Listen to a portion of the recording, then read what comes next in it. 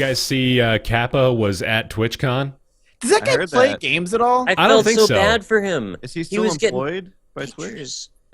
Was he employed by Twitch? No, he's okay. Hold on, Kappa. You can't feel bad for Kappa guy. He was wearing a shirt that had a Kappa on it. He knows. There was Craigasm guy, and I bet he got freaking stopped every 5 seconds. I'm sure he did. That's why he went. Come on, he went there to be that guy. With a shirt that says Kappa on it as Mr. Kappa. He was embracing it wholeheartedly. Look, it was probably fun for the first 2 hours, and then he was like, "All right, still." Does he work for Twitch? Is that what he did? I don't know. I think he's professional gray face, no space. He was a Twitch employee. Okay, he was a Twitch employee. That would make sense then. And 2 minutes of Googling just found him on Twitter. Oh, boy. He's on Twitter? He's on Twitter. He's the co-founder and CTO of Fishbowl VR, face of Twitch Kappa. I like that he put the face of Twitch Kappa second. That shows where his priorities are. Yes. Maybe he meant it like face of Twitch Kappa. Oh, hey, there you go. Really the face of Twitch, but he is. That's some great self-awareness. I have to give him a high five for that. As the face of Roundtable, I want to welcome you all to the Roundtable Podcast. And I want to introduce somebody who doesn't have a face, and that man is Ohmwrecker Masked Gamer. Hi. Hello, Bear. We're starting the show. I don't know if you were prepared. Ready? For our cold ready open. For Mom's spaghetti. Ooh. Different kind of gray face, no space. Mm-hmm. Yeah. Josh Kappa. That's his name. Go check out Ohmwrecker over at youtube.com/Ohmwrecker. Right? That's what it is, isn't it? Yeah. Oh. That's an old gag. We're old chums, us guys. We all know each other. Do go check out Ohmwrecker, though, over at youtube.com/MaskGamer. Good stuff over there. And he's going to join us for a little bit of roundtable. And we got some cool topics on the docket today. We're going to be talking about Tony Hawk's. We got some cool topics on the docket We're sure today. darn ready to get some podcasting going for you fellas tonight. We're going to be a jug band in a few minutes. Drink some moonshine. Should I go get a bottle? Am I going to blow in a bottle? We need every single one of those bands needs the blow in a bottle guy. Washboard, bottle, and spoons. Mm-hmm. Who wants to be spoons? Wait, what about a cowbell? Cowbell's Everything important. Needs more cowbell. Yeah, spoons are old hat though, absolutely man. Acceptable. Nobody plays the spoons anymore. They got the washboard, and now they got the actual talented, amazing banjo player. That's the one that we really need. Yeah. He just like immediately arranges a pop song for banjo in his head. That guy, he's just letting all these other friends of his leech on because he knows that he's going places with those banjo skills. But he's got that buddy that plays the jug, and he doesn't want to make him feel inferior, because he's a nice guy. You're not the jug guy. You're the banjo years guy. Of practice to master the jug, Bear. Come on now. I want jug, washboard, spoons, and then just like some New York City hipster playing like a theremin or something. Like I would totally go see that. I've never heard of a theremin before. A theremin it's a motion-based instrument you play with your hands. Oh. It's very Which I guess is motion-based. Almost. But, controlled without physical contact. Oh my god. What? It's got like an electromagnetic field or something. You put your hands in it, and based on the position, it changes the pitch and the dynamics to it. I've seen that. So I don't necessarily need you to open this on the show. Yeah. But I do just want you to look at the #1 result on YouTube for playing the jug and just kind of watch like maybe 10 or 15 seconds of this because this is pretty entertaining. All right, let's all just sit in silence for 15 seconds while we jug this. He opens up with a bang. Like, do not bury the lead. This is a man playing the jug. Oh, hold on. Okay, I'm gonna allow the listeners to get the audio effect from this one because it does look like he's just playing the jug here for a minute. Jug off. Jugapalooza. It actually kind of sounds like it's dropping a bunch of juicy farts. It really does. Oh, that bowl cut is just absolutely perfect, man. There's no other haircut I want this guy to have. Hey, I'm not shit talking the dude himself.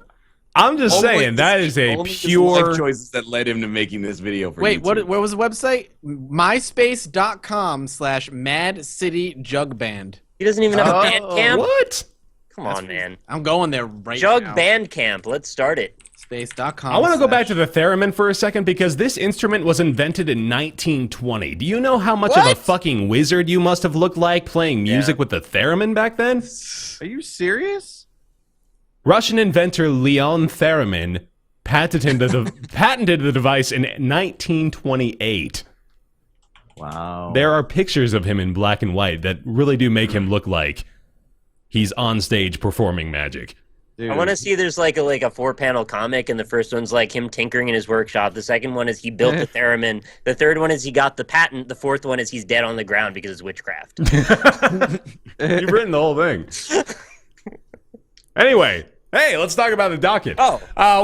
We got Tony Hawk's Pro Skater 5 coming up here on the show, and that's a whole hot mess. He doesn't even say it anymore. He just shakes the coffee cup at us. We got Battletech, the new one from Harebrained Schemes, with a Kickstarter that is currently just over $400,000. So you have an exact timestamp of when this podcast was being recorded. There's that for you. Also want to talk briefly about the beginner's guide, which is very interesting, and I'll hold off on that for a little bit. And more of a broad conversation about the direction that games are going in general, kind of spurred by the fact that Halo 5 is not going to have a split screen feature anymore. There's quite a few new FPS games coming out that aren't going to have a single-player campaign, so we want to talk about that direction for a while as well. Going to be discussing Soma briefly, the horror game that is shitting the pants of millions around the world. And we'll have, of course, Ask Roundtable and Nick's Weird Games, all with the delicious buttery inside of Ohmwrecker. Yes. That's the show. It should be good. Buttery insight. You guys had any insight. bulletproof coffee yet? What? Bulletproof. I've never coffee? shot my coffee. Bulletproof Can't coffee believe you haven't is shot your coffee, man. That's the greatest American pastime. coffee plus like a half stick of butter plus coconut oil Fucking hell, plus this again. like some kind of brain aiding vegetable oil. Is it activated almonds? It's basically here's the ingredients, all right?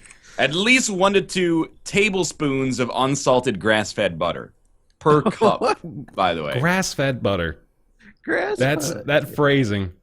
1 to 2 tablespoons. Oh, sorry. Wait, TBs is teaspoons? No, that's got to be tablespoons. TBPS is tablespoons, and then TBS is teaspoons? TBS is very funny. TBS is a television network, yeah. TBS is very confusing. Yeah.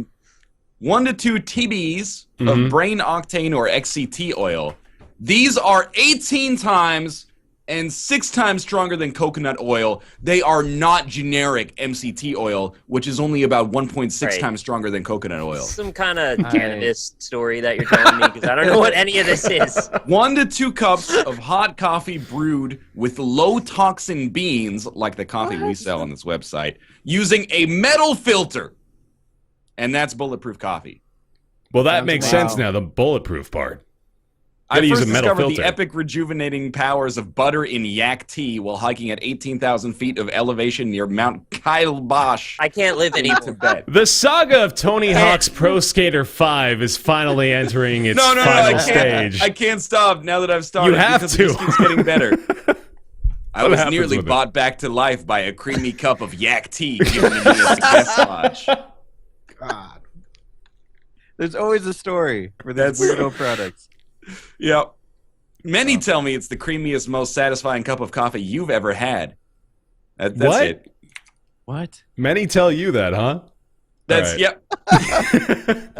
What perspective is that written in? Yeah, that's like fourth person, man. There's a whole fucking different it is the dimensional rare plane fourth there. person is when you take too much ketamine and you disconnect your central nervous system from your body, and then you write your spiel, your landing page for your affiliate marketing store. If you weren't aware that Tony Hawk's Pro Skater 5 came out on Tuesday, then you are not alone. I was going to say, no one knows. No I one had really no did. idea. Yeah, not even honestly sure Activision had their entire team aware of the situation, but Tony Hawk's Pro Skater 5 is indeed out on consoles. I don't think a PC release was ever toyed with, much less guaranteed. The game itself, apparently, kind of a broken, clumsy mess. Lots of glitches, lots of problems with it. People recording their first impressions have been able to secure an opinion pretty easily. But what's interesting, too, is the fact that they don't seem to have sent out any review codes or review copies to anyone. Well, first of all, it's a full $60 game that looks like it's from the PS2 era that functions. $60? Yeah, $60, that functions like What? a beta of a game. What's great and it's first of all, look at it. It looks horrendous. The base game had a day one patch that was bigger than the base game that was on the disc. Yeah, the day 7.8 gigs compared to 4.6 of the actual game file.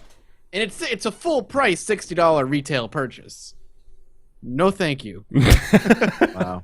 So here's the icing on the cake of the entire ordeal. Of course, this just being a kind of garbage Tony Hawk game is not really a revolutionary story, but the contract that Activision signed with Tony Hawk, this took place, I believe, in 2002 or 2003. Oh, wow. Yeah, so 2003, actually, I think it was, because I believe it was a 12-year contract.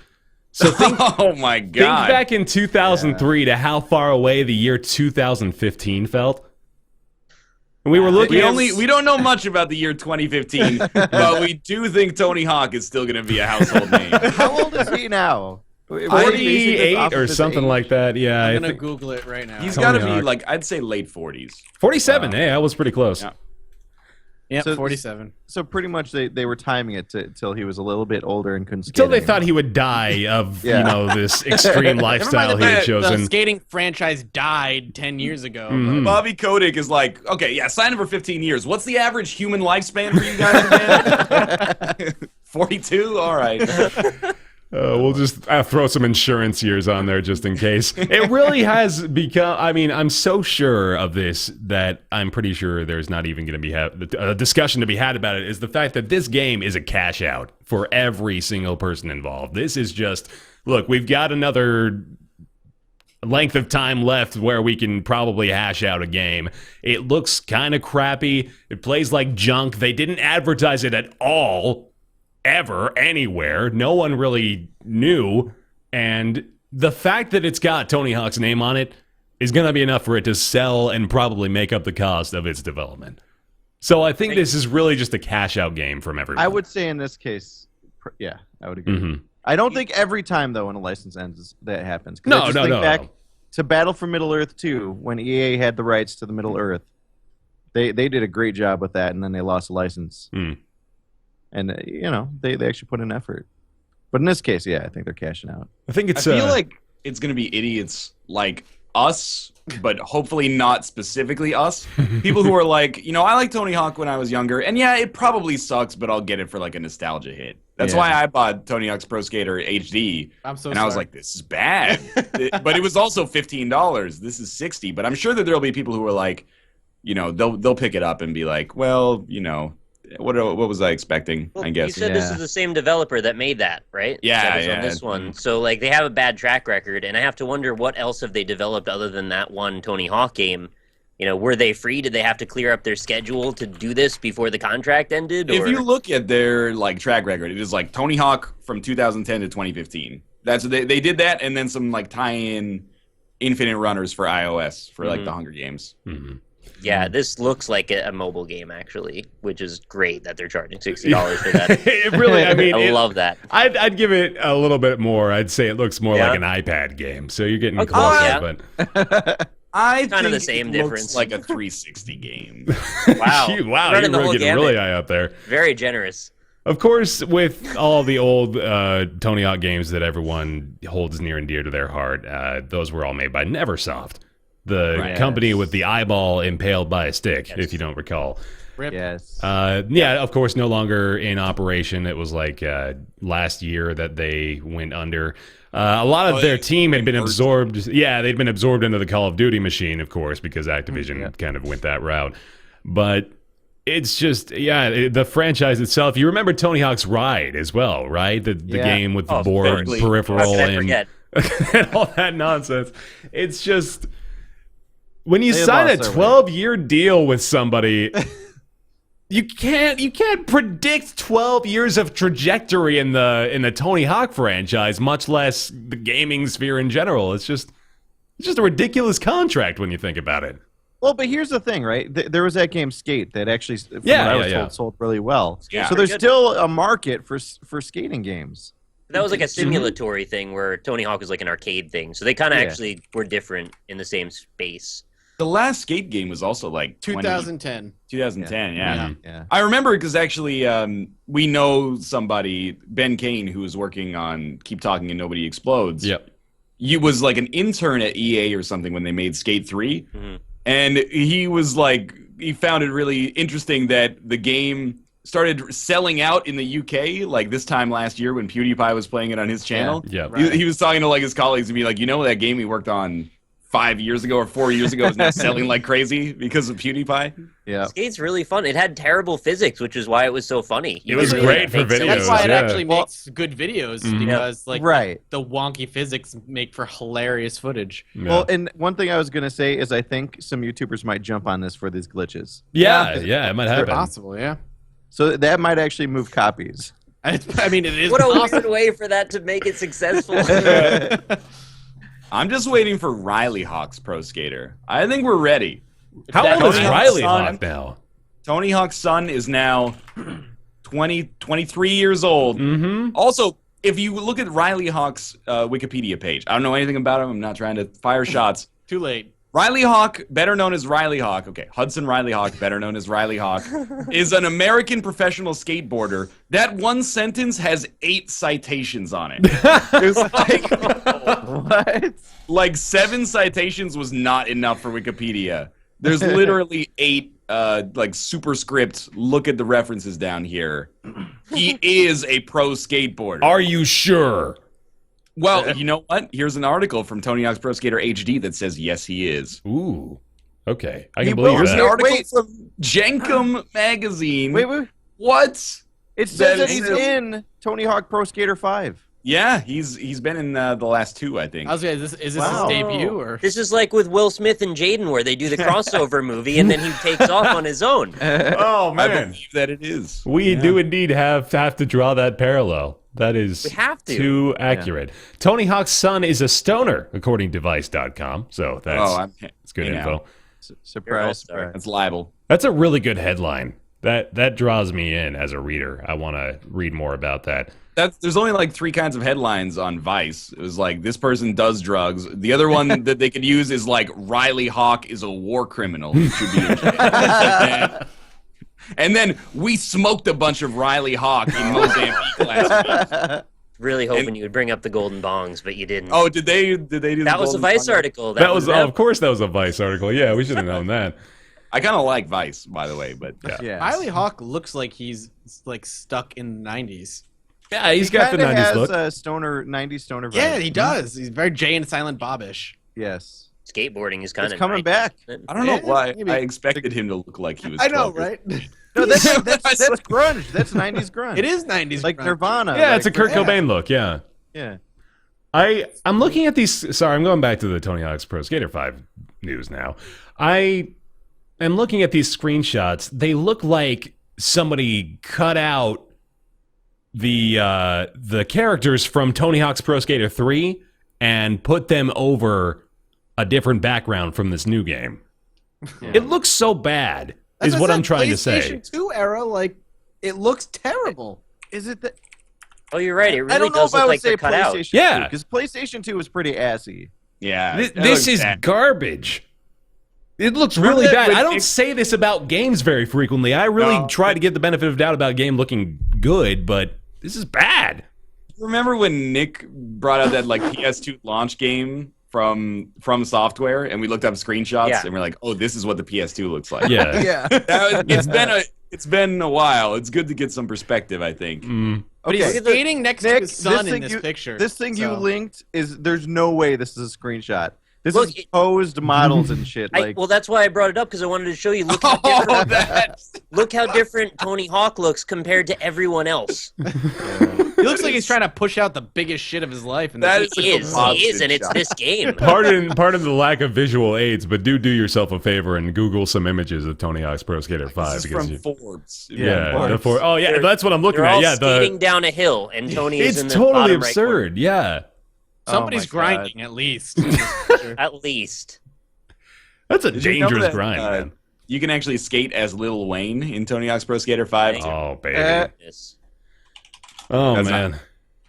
Well, I do want to continue to take a dump on this game for the entirety of the show, but I'll I'll hold it off here. Suffice to say, it can't be anything other than we can probably make some money if we just make a game called Tony Hawk's Pro Skater 5 and put it on store shelves. And pray. I wonder what the box art looks like, because I'm imagining it's going to be like Tony Hawk with the exact face he's making in this screenshot. And if you can't have the visual aid up, let me give you a replication of it if you're watching the video. It's pretty good. It's That's pretty Kind of like he's asleep. Yeah. he's napping. He really looks extremely bored, actually. They all kind of do. They're very nonchalant about this whole skating down an 80-degree angle thing. Do you think the $60 is to justify them getting like the Goldfinger song back in it or something? Like they had to make up for the music budget? We need... that was the first thing I looked at, unfortunately. It's not there. Oh, no. What's the Soundtrack's soundtrack? about as good as Rock Band 4, though. Hi-yo! Oh! I ate a person. All right, I got to find out the soundtrack now, though. I got to know if... what was that? Okay, give me your quintessential Tony Hawk Pro Skater soundtrack songs. What do you remember most of all? Superman. It's always Superman's good, yeah. There was Cigar by Melon Collin. Mm-hmm. I remember that one. There's the Saliva track. It's either a live or their other song that is good. They've got the two. Full soundtrack review. I have the list of the whole thing now. You got the Anti-Flag. Yeah. New Politics up there. 4 Year Strong. Okay. I kind of like this soundtrack, actually. This looks pretty good. Express Yourself by NWA. Yeah, nice. That's not on this, but it was sold. It was in THPS4. Yeah. Mm-hmm. They have Death from Above, 1979, for a little bit of that underground cred. Okay. Family Force 5 for that. Doomtree's on here. Cred. Damn. Oh, yeah. Respect to that soundtrack. Okay, they got a redeeming quality. I wanna listen to those songs now as a result of seeing them on that soundtrack list. Buy the soundtrack, maybe. Yeah. Buy the game. Yeah, why not? Okay, I did not know who Family Force 5 were, but I've looked them up. Here is the Wikipedia photo credit. From left to right, these are the members of the band. Fatty, Crouton, Soul Glow, Activator, Nadaddy, and Chapstick. Chapstick is spelled capital C-H-A-P space capital S-T-I-Q-U-E. By the way, if you're curious, they're Christian rock, but they got a little crunk rock thrown in there. Of course. Little crunk rock. I want to take that little Facebook crunk quiz, rock. man. The Facebook quiz, which Family Force 5 member are you? I'm Chapstick. Oh, I'm Crouton. Crunkcore, also called, this is so hard to say, Crunkcore, also called Crunk Punk, Screamo Crunk, Crunk Rock, and Scrunk, is a musical genre that combines crunk hip-hop with the vocal style of Screamo. They were on Tooth and Nail Records, the same label as Under Oath and Emery. What the hell is this band? They are. They're not Christian rock though, but they got a little bit of scrunk in them, if you know what I mean. A little bit of scrunk crunk punk. Mm-hmm. I don't want to talk about this anymore. This is ridiculous. We're so lost. We're kind of like, I would say we're an agnostic Christian scrunk band. That's what we're experimenting with right now. Crouton in particular is really into Crouton's really into it, man. Yeah, we're trying to peel him back a bit. He's a little too heavily invested in the message. You're gonna mess up Chapstick though. Don't do that to him. All right. Chapstick. Tony Hawk's Pro Skater 5, it's out. If you love glitchy messes, then boy oh boy. That looked And- like and the wasting PlayStation $60. 2 era. Yeah, Yeah. all those things. Battletech by Harebrained Schemes has been announced on Kickstarter. Goal of $250,000 already crushed. In the time between when I told you the previous total that they'd raised, they've raised another $18,000. So that's pretty impressive. Turn-based tactical mech combat set in a classic 3025 era. You know, not that futuristic vibe. You know, back no. in the day, 3025. From the creators of the Shadowrun series, of course, is Harebrained Schemes. Did you guys ever play the original BattleTech games like Crescent Hawk's Negative. Inception? Okay. Were There were those some the tank BattleTech games. Mhm. What's that? They were not tank games. They were mech games. I'm thinking of Yeah. Battlezone. Yeah, no. They were they were mech games. Okay. If you Google them, they came out right around the time that MechWarrior 1 came out, and then for whatever reason they got left behind. Like MechWarrior took over. That was like the big thing for Fast on PC. This is them going back to those classic BattleTech type games. Because it was actually turn-based back then. It was Oh, pretty really? cool. Yeah. That's yeah, interesting. It was turn-based combat. You'd get your turns, move your mech around, and attack the other mechs, whatever else. There was, I think, a little bit of a story, but they wanted to do something. I tuned into the live stream yesterday, and they're talking about wanting to have a in-depth like campaign, but also like really excellent turn-based combat where you could even get back to doing melee attacks and whatnot, because that melee kind of went out the window years ago, even though it's part of the lore, like the Hatchet Man mechs and stuff like that. Those will all be back, so you can destroy dudes or other mechs with PPCs, or you could get in close and beat them to death, or jump on them with your jump jets or whatever else. That's cool. Yeah, so it sounds pretty cool. Piranha and they've Games. made good games. Yeah, Huh? I mean, I should mention that my opinion may be compromised because I was paid by Hairbrain Schemes to play Shadowrun Hong Kong. Yeah, Probably get that out of the way. But Yeah, me too. I mean, I also liked the game, and I feel like they've done a good job of kind of taking these old school concepts and turning them into something that's accessible for someone like me that's never really played them in the first place. So like I would be very open to playing this when it comes out. I've never been like a mech guy. I played Mech Assault, the casualized one that was like an Xbox Yeah. Live. Mhm. They pushed it for Xbox Live back in like 03. But Yep. Steel Battalion, man. I have faith in this company. Steel Battalion, that was the one that had the whole rig for it, right? The Yeah. 40-button controller, Yeah, Xbox, the original Xbox. Yeah. I can't say Xbox One now because it is fucking Yeah. like the original Xbox. Ridiculous. And then, of course, for the... Was it 360 or was it the Kinect one? Yeah. With no button controller. It's all motion controlled. And it was... Shout out to PAX Guy if you're watching. Yeah. Thanks, guy. Hex guy. That's I good. don't know who that is. Oh, but I mean, pretty consistently, they every release that Hairbrain Schemes has made from their Kickstarters has been well reviewed. Yeah, they are Yeah. definitely a Kickstarter advocate that I can Right. get behind. Like okay, let's go ahead and run down their previous titles on Kickstarter. So of course you've got Shadowrun Returns, which did tremendously well and was released and was terrific. Shadowrun Hong Kong, another Shadowrun game on Kickstarter, went extraordinarily well. Yeah, you forgot that. Oh, and Dragonfall, yeah. Yep. And then there was Golem Arcana, which I don't know what this is actually. Is It's a that tabletop Kickstarted? game. Yeah, they kickstarted Oh. this. They got $500,000 actually for Golem Arcana. Wow. I Wow, had so no idea. they're branching out beyond their established successes on Kickstarter. Even. I like Look at board that. games. I don't even know what that is. I want to take a look at Well, it. if you think about it, FASA, it doesn't really exist anymore, right? It was eventually bought out and dismantled, or is it still around? I don't know.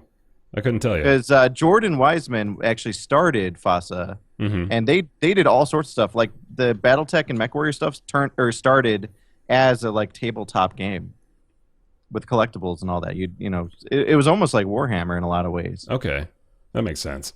Yeah. Hmm. So I think it's very, I guess, not surprising that they went. Yeah, here we go. FASA Corp, Yeah. 1980. I wish I got more into turn-based mech combat games. I should. I really should. Like it's it's a genre that is interesting to me. I remember playing Armored Core actually back in the day. That's totally different. That's the action side of mech combat. But that was totally endearing. It's such a carnal, primitive desire to just control these big lumbering metal tank things. Like I want to destroy shit. I plan on getting back into this one for sure. I mean, I haven't played a BattleTech game forever, but this is what's probably going to bring me back to give it a shot, see how it plays and all that. I mean, I'm not sure yet if I want to like kickstart anything more than maybe a tiny bit. Like the original Shadowrun, I gave them, I think it was $250, and that's because I was totally stoked for it. I remember the Shadowrun games prior, like the Genesis. Did you guys play the Shadowrun on Genesis? I played the Super Nintendo version, but I was like 5 or 6, so I did not have an appreciation for it. Yeah. You didn't write a blog post about it? No, sorry. Well, and then they had the Shadowrun game on Xbox too. It was one of the like first cross-platform games, actually Windows and Xbox. But The 360? no. The one that was like multiplayer? Yeah, 360. Yeah. The multiplayer Like a one? first-person Yes. shooter Yeah, thing. that was a weird game. I remember thinking the concept was really cool, but the execution was mediocre. It wasn't bad. Yeah. It was just not great. For someone on the outside, I found it to be kind of diluting of the brand. Like, I didn't know what this was in the first place, and then making it a first-person shooter with class stuff, like, I didn't really know what it is at all. Yeah, it was a weird game, but yeah, I was totally stoked about that, and yeah, I'm excited to see what they do. I really hope they hit the PvP tier, but the tiering, you know, sometimes I worry a little bit about Kickstarters, the way that they dangle carrots for the, you know, stretch goals and all that. Yeah. Save Shenmue. Whatever happened? Did that get fully funded? Oh yeah, I'm sure it did. Yeah. Okay, but they've got PvP multiplayer at 2.5 million. So I mean, that's a lot of money. That is a lot. I think they. Well, I mean, we were just talking about how they're pretty well established on Kickstarter. I think they, of all companies, probably have a good idea of what they can achieve. And I think they've got a good thing going here. Obviously, I mean, just in the first couple of hours, they're already up to like nearly $430,000. So they'll probably hit it. Okay, they're already that far. Yeah, this is day one. Like, it just launched. They'll be all right. I feel like that's like I hesitate to say this because of the way that it comes across, but if there's any company that's kind of earned trust on Kickstarter, it's probably them. Yes. Because they've been using it for so long and actually delivering pretty much what they set out to deliver. Yeah, they are pretty much the poster child of gaming on Kickstarter. Well, also the guys, Larian Studios, Divinity Sin, they've done a good job with Kickstarter stuff.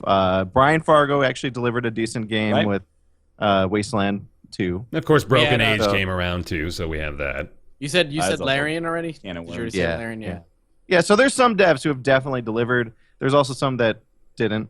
I mean, Planetary Annihilation. We won't call individual attention to those people, hopefully. Start calling them out right now. Yeah. And here's my prepared list of Kickstarter failures that I'd like to get my money back on. Yeah. Oh, you know, don't even, like I will no. We all know who I would talk about. Yeah. Well, the spiritual successor to Syndicate, that just came out. Oh, did it? Satellite Rain. Yeah. I've been meaning to play through it. I played like an hour and a half of it, and I was like, this is pretty good. It is, it was. It's beyond my mental capacity for the most part, but it is pretty neat. Yeah.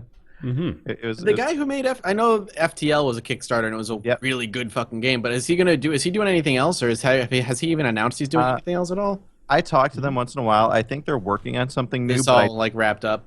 Yeah, well, I think that he told me he regretted using Kickstarter. Oh, okay. Really? Yeah, because he said as an indie dev, it's just him and his buddy. Yeah. And he said that it put so much pressure on them, and they went from like being fully in control of their game to having all these expectations from fans. Yeah. It's kind of like a lesson board of directors, more or less, right? Right. Yeah. So lots of expectations, tons of feedback. They just wanted to make the game they wanted to make. Yeah. And I get the impression that whatever they're making next, like, they're not going to use crowdfunding for it. FTL was insanely successful for them. Yeah, so it was excellent. I can't even imagine. Like, it's so weird to look back on their Kickstarter campaign, and they asked for $10,000. Yeah, yeah, and they're feeling pressure about that. The next game, they made $200,000, which is not. And then it was like exceeded beyond those expectations, beyond like even your most optimistic ones. Well, looking at Kickstarter as a whole, of course, you're going to have those 1 or 2 man teams that are going to feel a tremendous amount of pressure if they happen to get a bunch of eyes on their campaign. But then there's things like Hairbrain where they don't have to worry about that because they've already planned this all out. Like, they have everything that they've set rewards for is probably already orchestrated completely, and they've done all the preemptive legwork for it. So it's plus they have a team. They they got somebody that can help manage community interaction, stuff like that. It's not just which people undervalue, I think, is the idea of getting somebody who can handle all that community-driven shit. Like, it takes up a good portion of your time. If you're a 1 or 2 man team and you want to keep that up, you're going to be losing out on a lot of time to actually do your development. Yeah, well, think about us being YouTubers or streamers or whatever else. I mean, managing our communities, all the emails we get, all the comments and everything else. Twitch streams when you're streaming, you got all the people in chat, trying to engage with you. Mm-hmm. It takes a ton of work. Absolutely. I feel like Hairbrained is actually like one of those companies that I think has like 8 people, but might actually have like 100 now. Because they've been doing the Shadowrun thing. Who knows if they're going to do like a Dragonfall for Hong Kong.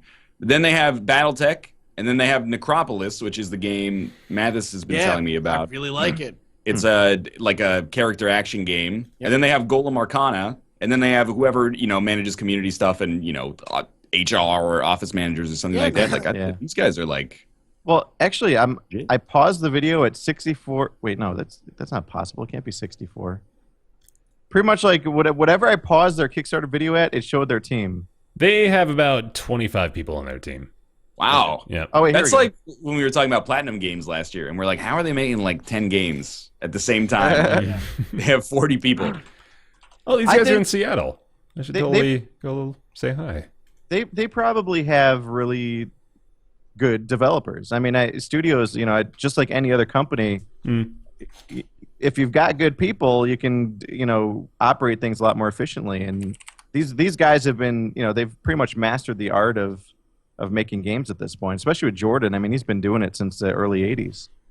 Very Jordan competent developer. Yes. I like Grizzled game designer. It says it's just in his bio on the actual Hairbrain Schemes website. It just says in parentheses says grizzled blah blah blah made lots of games blah blah blah. He's no longer out there to impress anybody. He's just doing what he does. Yeah. Oh man. Well, that is BattleTech. You do not need to support it. Luckily, if you are somebody interested in this game, because it's totally going to happen, unless you want to see the higher tiers come through. But Kickstarter is going to be running for a while. Should be going through November actually. So plenty of time. And he said that they were aiming for a 16-month dev cycle, so it wouldn't be out for a while. But that's what I love to hear. That's what I'm saying. Yeah, I want to see actually take their time. Yeah, take your time, and also use words like 16-month dev cycle, so that I think that you've actually talked about it. And like the word cycle in particular just makes it sound like, oh yeah, they've got a thorough plan for this. And you know what? Even the word cycle just implies they've done it. Don't give me a target release date. Yeah. I want to just know that you're working on the game, and I'm happy with that. Yeah. I don't know. I'd like a day. Just tell me a day. So then you can get really mad and be like, I'm so mad you didn't. No, tell me a day and then January delay it later on. 2017. Be there. Sure. They're saying May 2017. There you go. You give me something. Wow. I've lost a lot of confidence because that's not 16 months. That's 16 months from January. So calls it all into question as far as I'm concerned. I don't believe him anymore. If you can't trust them, if you can't trust everything they say, you can't trust anything. Well, okay. To be fair, their campaign ends November 3rd, and they said they had 1 or 2 more months pre-production to do. Mm-hmm. So, all right, there you go. Davey Redden, W-R-E-D-E-N, Davey Redden. Yes. Developer of the Stanley Parable has announced his new game, The Beginner's Guide. It's a first-person narrative video game for Mac and PC. I don't know. It's a first-person narrative game, Mathas. Yes. Sweet. Before we get too bent out of shape about not knowing what it is, we should point out that it comes out before the podcast. So we will know what it is by the time you're watching coming this. Out that quickly? It's coming out the day before this episode goes up, but it was announced the day this episode is being recorded. So this is exactly the problem with our podcast. What you're saying is it was a 2-week dev cycle. Yeah. No. Is this the new Five Nights? Nice. I applaud. Five Nights is basically just a narrative video game, right? Wouldn't it be great if it came out though and it was the new Five Nights? No, this is Frog Fractions too. We've been waiting for this. The joke I was thinking about. Look, I mean, not to tangent off, but Shower with Your Dad Simulator is kind of like Frog Fractions 2 in that it is not like it just branches off into the most bizarre shit. That could probably be Frog Fractions 2, right? Wait, everything you just said. You're saying there's more to it than just mini games. There's how Frog Fractions is like mini games that lead into like a weird, bizarre story of different mini games. Yeah. Don't spoil it. Exactly what Shower with Your Dad Simulator is. It's like, oh, this is like a cash in. I'm like, this is gonna be a silly one-off video, and then I'm playing it, and I'm like, oh, this is weird. There's a lot here that I didn't expect. Wow. It's interesting. But anyway, continue. Like, now it's time to teach you about fiscal responsibility, son. What threw us off was using the word simulator, because we've gotten so freaking put into the belief that simulator means it's like a surface level vapid game that doesn't have. You know what? You're probably right. If that game was just called Shower with Your Dad, I would probably get it. Absolutely. Just out of curiosity. Adding simulator in the year 2015 to the title is like, yeah, it's a meta statement at that point. You're actually critiquing game development when you add simulator to your game if you do something like that. Well, the full title of the game is Shower with Your Dad Simulator 2015. Do you still shower with your dad? Right. It's long. No, sounds like you took it very seriously. Yeah. Do you still shower with your dad, Mathas? That is a question that'll be answered in the video. What about in this podcast? No. Oh. But anyway, I'm excited. Well, if it's coming out in 2 weeks, I really liked the Stanley Parable. Coming out in 2 days, so you should be even more excited. Well, what do you? By the time you finish talking, it'll be out. Yeah. Are there any hints as to what it's? There's a few screenshots. That's what we've got. So, and it is about what you'd expect from screenshots from the game too. They are just like Okay, let me try to describe. Can you link them? No, no way.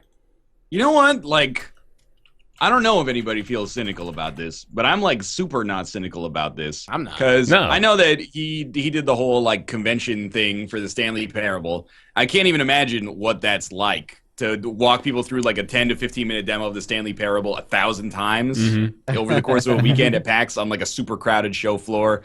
Yeah. You know, it's like, hey, this is like my life's work. And then someone comes over and is like, I don't really get it. So maybe that didn't happen, but that's my worst case scenario for what happens. He made, $250 billion on the Stanley Parable. If he wants to skip the media cycle for this and just come out with it, that's awesome.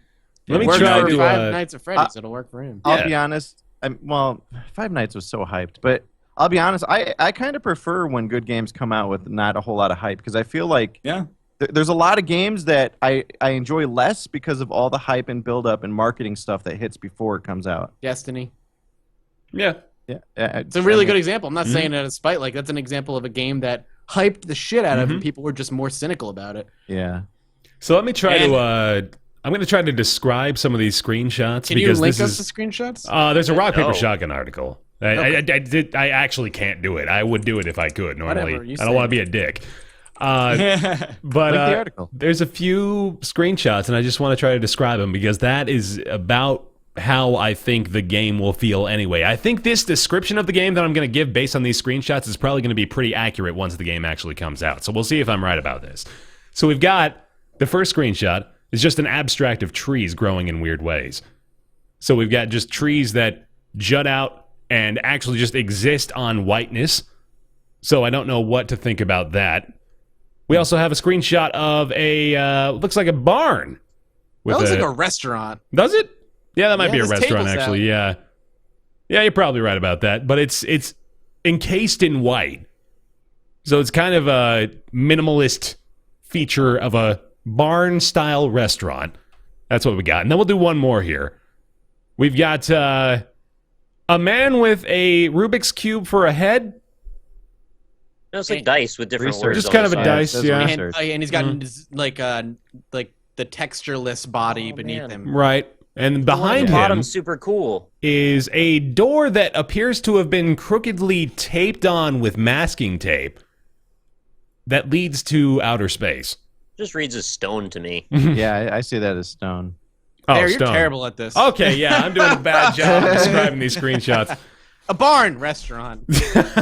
Outer space. Cube. That is, actually, it's just dice. That is that Billings, Rubik's Montana. Cube with one colored square per cube face. All right, I'm sorry. I can't do it. I can't describe screenshots. Six-sided Rubik's Cube. I did a bad job. Look at the bottom one, though. There's just like a facade of a part of a building floating in some sort of vacuous blue space with sort of like a pipe dream design. Why weren't you doing this the whole time? Because I had to find them because you couldn't link them to me. That's why. That was way better. What I'm getting from this, like a beginner's guide to creation or something. Yeah, that's what I'm thinking. Like a beginner's guide to creating a game or something.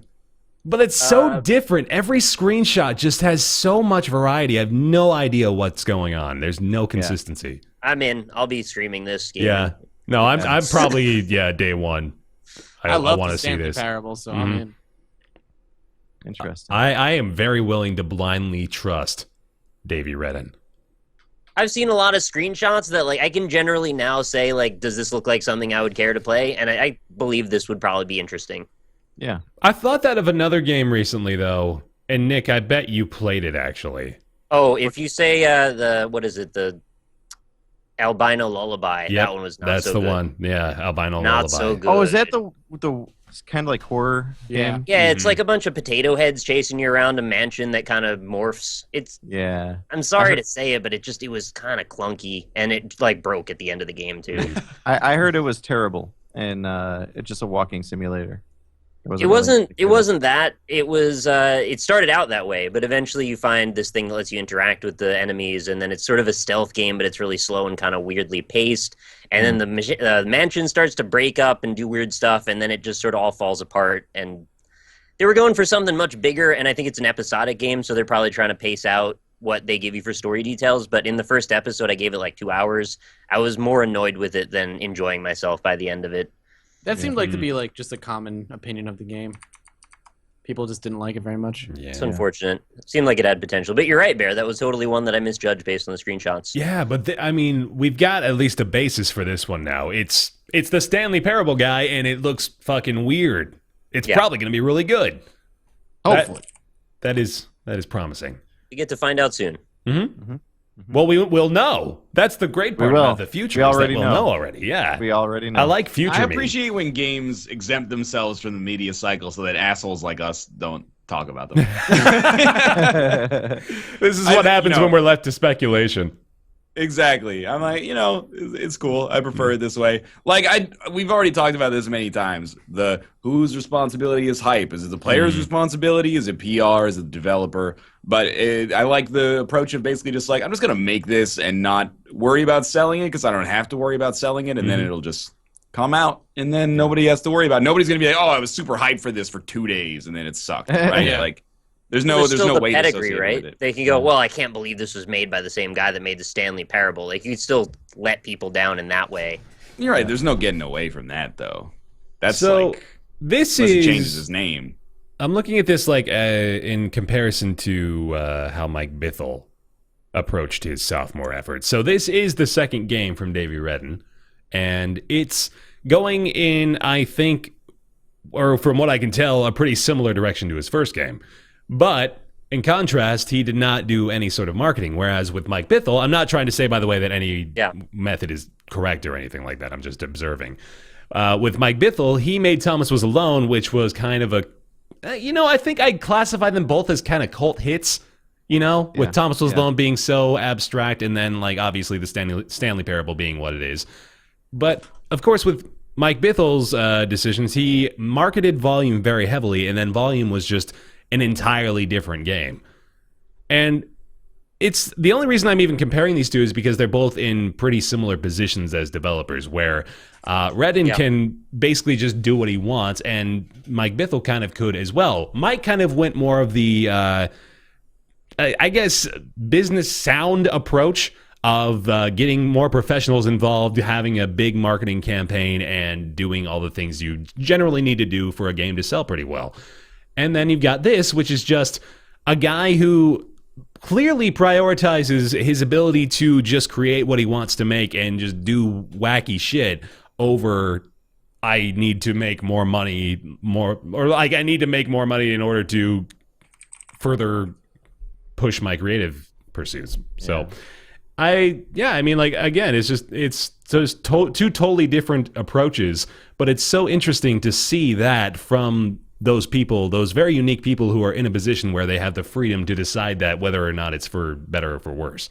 Well, I will say this. I feel like this game has more potential to essentially sell itself because it just, for example, these screenshots that we're seeing, like it makes us very curious about what is this? Yeah. Versus Volume, I felt like just visually, it wouldn't have been as intriguing if you were just seeing screenshots of. Yeah, and Volume was sold to me on name recognition, people involved, and trailers. Yeah. Those are the big three selling points. And then for here, as you mentioned, basically the only thing drawing our attention is a few screenshots and a vague description of the game. Yeah, it's just like, what the hell is this? Like, I think it's really helpful to have sort of a vague genre, and when it's just a first-person narrative exploration type of thing, it can be really anything. But if you start nailing something down and quantizing it with it's a stealth action game, with a narrative point to it as well, like, you know what you're going to get into with that, and it's very easy to connect the dots if you played a lot of games. When you see a screenshot, you go, all right, I see exactly how the mechanics are going to work before I've even touched the controller. Right. The Beginner's Guide. We'll know more in due time. After you do. Right. Next up is an interesting conversation topic. So, this is spurring from an article I read on VG247. It's that Halo 5 will not be utilizing split screen because, according to Phil Spencer, the vast majority of Xbox Live players are not using split screen, which is totally understandable. We've heard similar things about single-player campaigns in first-person shooters. The data agrees that most people don't care about them. Most people don't care about split screen or single-player campaigns. They're just interested in playing multiplayer online. And I think there's probably a bit more uproar coming out of this than there needs to be. I think it's a lot of people kind of just fearful of the things they grew up with dying off. But there is an interesting discussion to be had here for sure. So the general idea is split screen, single player campaigns, out the window. No longer relevant, basically. Not in all cases, but a lot of games, I think, they're just saying let's do away with that stuff. I don't think I mind it, honestly. I'm embracing this new future. I think the sorry, go ahead. Yeah. Oh no, go ahead. The split screen thing existed, of course, before the internet.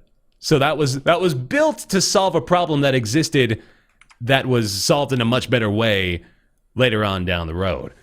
And obviously, without local split screen, you've got, the removal of some of the more nostalgic elements. Like for Halo in particular, I remember fondly, playing split screen single player campaign with a friend and doing the freaking ghost races at the end of Halo 3, I think it was, where you're flying off and everybody's flipping around and it's awesome. But it's not a high priority or a high enough priority to divert resources to it. And I wish I knew more about how much that actually takes up in a development cycle.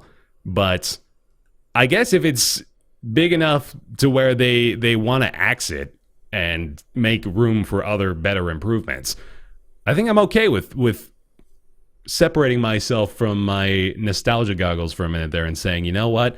If this makes the game better, I don't want split screen anymore. I think I can give that up, especially considering I no longer have any friends that would come over to my house and play games with me. There. You gotta stop right there. It's kind of a changing of the guard in a way, right? I mean, it's the newer generation going, well, we never really had this in our past, so we don't have fond memories or we don't really care. And it's not really convenient anymore. And, well, really the only problem it would solve these days, if you are in that situation where you have a friend over and now they're going to have their own system most likely and they'll bring it with them, right? So that's really the only case where that actually matters. And, people like us who grew up playing games like GoldenEye and things, we generally are just in our rooms playing games on the internet now. So what's the big fuss? I mean, it seems like it matters, and I think a lot of us are just going, man, but I really don't want to live in a world where we don't have that fond memory or that people in the future won't have that fond memory. But at the same time, it's just the reality, and we're just kind of clutching onto a thing that might not happen anyway. And thinking about it, too, like every time I've gone to play video games with someone at their house, it's been a LAN party. So I'm bringing my own equipment anyway because it's better, and we all usually have the stuff. I mean, online multiplayer, of course, as I mentioned, is kind of just making it so the local split screen is basically becoming obsolete. And there is just such a small contingency of people who are trying to latch onto that. And it's making me wonder if the argument is legitimate or if it's just people that don't want to let it go. Yeah. Mm-hmm. I don't know. I'm of two minds about it. Mm-hmm. One is I have a tendency to agree with you guys as someone who, I live with my wife. We don't play split screen games really. We can play stuff over Steam together or whatever. But I also grew up as an only child and thus have very little split screen experience. But what if you're 12 and your mom bought you one Xbox? Right. That's the one situation out of the 100. There's a lot of people like that out there, but also at the same time, I do feel that a lot of people are like, well, what is split screen takes no resources. You just draw a line down the center of the screen, right? Mm-hmm. It's not obviously really how that works. Right.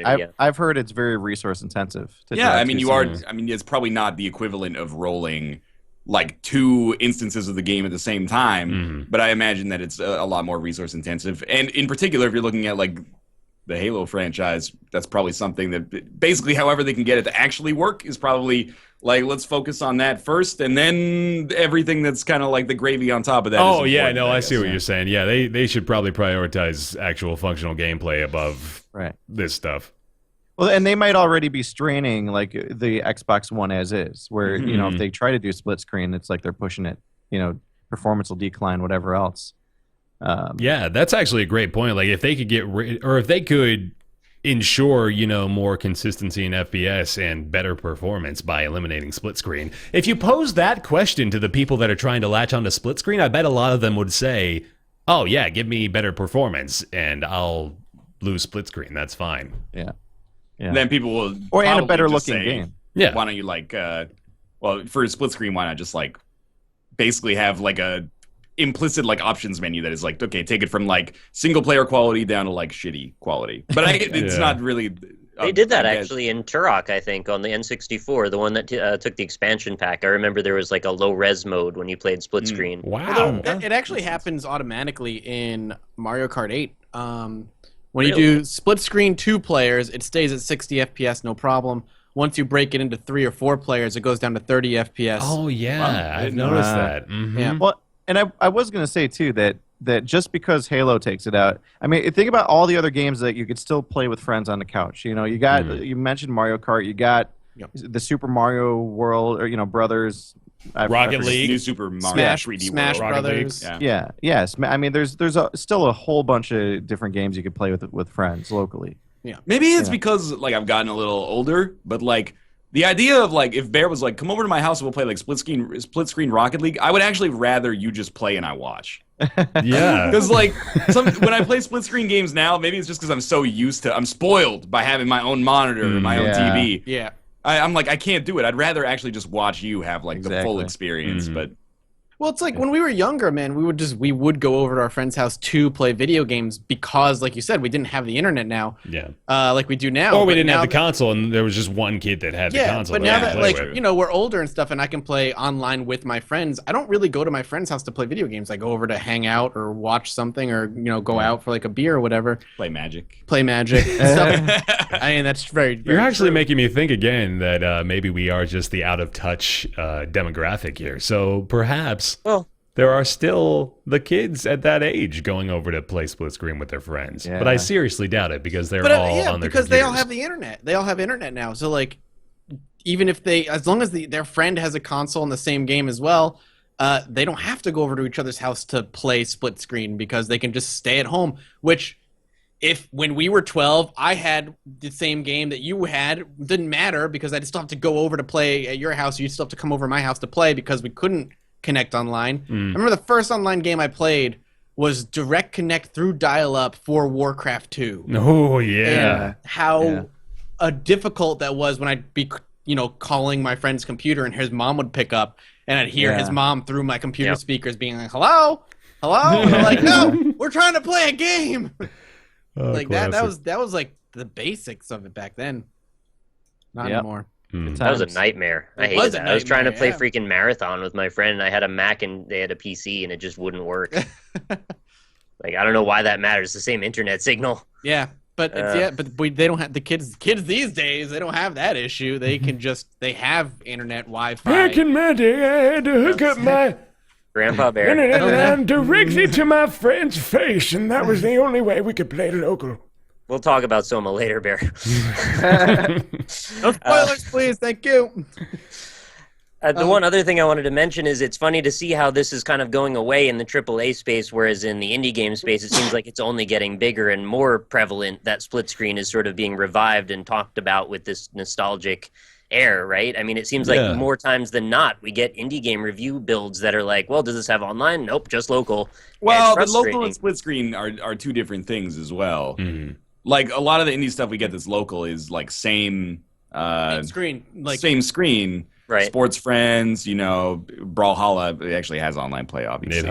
Gang Beasts, stuff like that. Like, that all takes place on one screen, which I do think it's important to separate it because the local versus online debate has been dragged out for years now in both directions. But I did continue. I'm also not trying to equivocate and say that because they're indie or something like that, they should be expected to have the budget to be able to code online multiplayer. It's not simple. But I wonder how often that is like actually a decision they made intentionally versus their budget just doesn't allow it, right? Like that they want to promote community of people playing their game in the same room because they want that kind of vibe around their game versus they just didn't have the ability. Yeah, man, I'm wishing we could get somebody. Actually, I'm gonna have to ask around and see if maybe we can get somebody that's had some experience at the AAA level doing split screen stuff, because I didn't even think about there's got to be that debate happening pretty frequently, right? Just about whether or not it's worth it.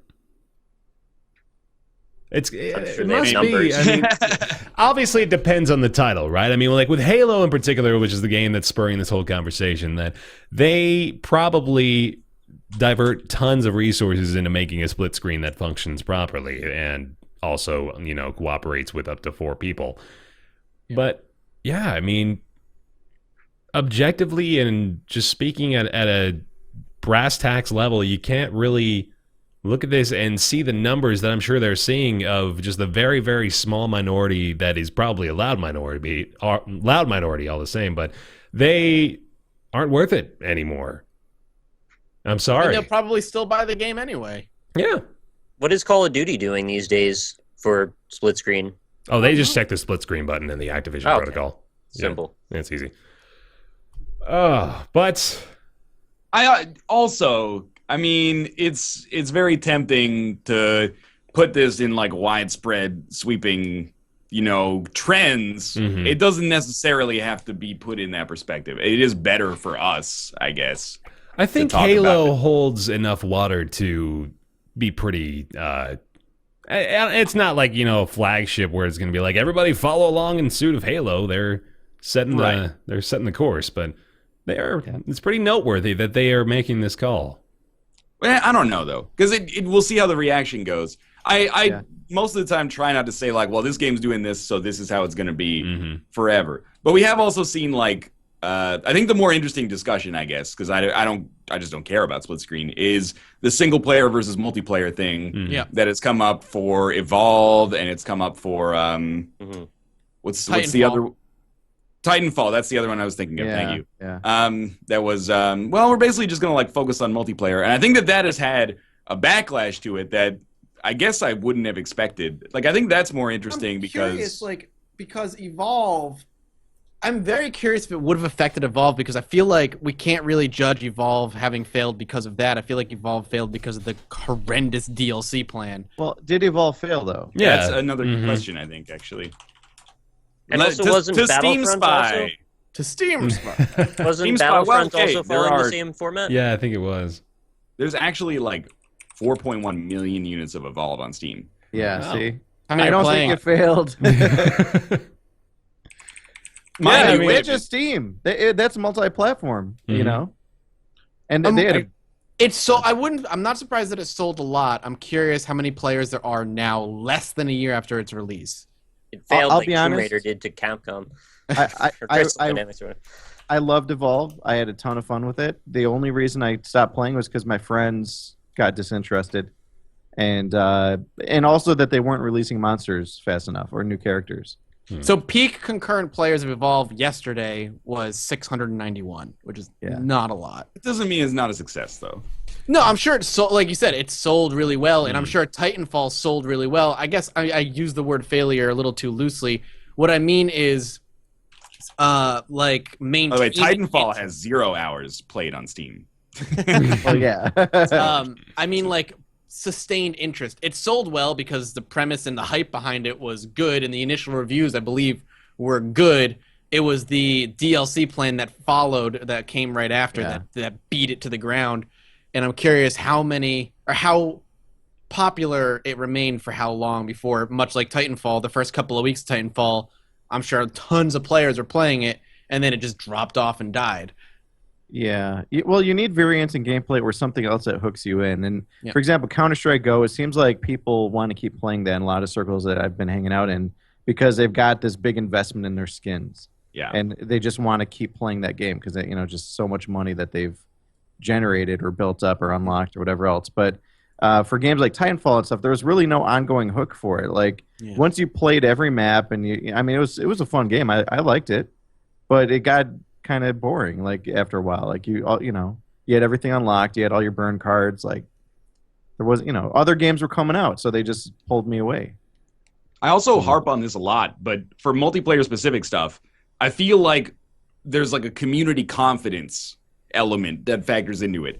So for Counter-Strike Global Offensive, it took a while to get that community confidence. People were like, Hidden Path, they soiled it, and it's like, it's not going to be good. But then Valve kind of like saved it.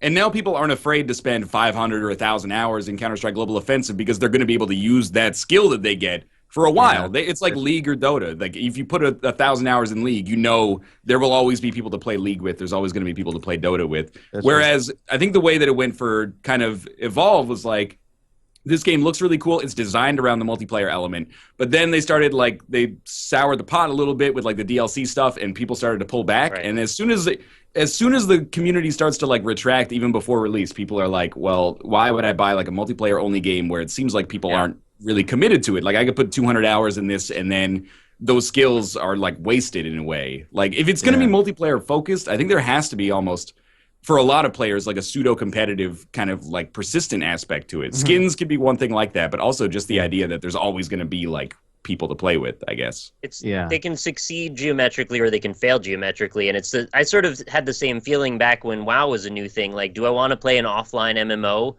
or I could be playing it, or do I want to be playing an offline RPG rather, or do I want to be playing an online MMO where my time spent will actually be reflected in a way where other people can interact with me? Right. So like I care more about the time I spend IRL because there's other things outside of that world. Whereas if I just played Fable by myself, I'm the only one that cares about that. Yeah. And do you even? In particular with Fable. I don't know. I hate Fable. Sorry, I really didn't like Fable. Did you know Albion Online is not a Fable MMO? Yes.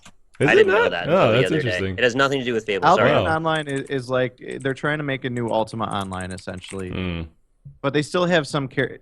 I know people don't like when you say Care Bear with MMOs, but honestly, that's kind of what happened to MMOs. But yeah, they became theme park. Yeah, Ultima Online was like the hardest core hardcore you could get for the longest time. Yeah. Until they introduced something called Tremel. And then all of a sudden it was like, here's a safe zone where everyone can go if you don't want PvP. And they took away that risk element. And Albion Online is trying to create a world where there's a heck of a lot of risk. Like, if you die, all your shit drops on your body. That's how it was in that's how it was in Ultima. Yeah. And there are safe zones, but once you start venturing out to, other cities and whatnot, like, you can get ganked, like, just walking down this, the path. And by 5 dudes who just, kill you and take all your stuff. So, it's interesting. Sounds frustrating to me. I like that stuff. I like I do too. Like the super hardcore approach, yeah? Yeah. Oh, I love it.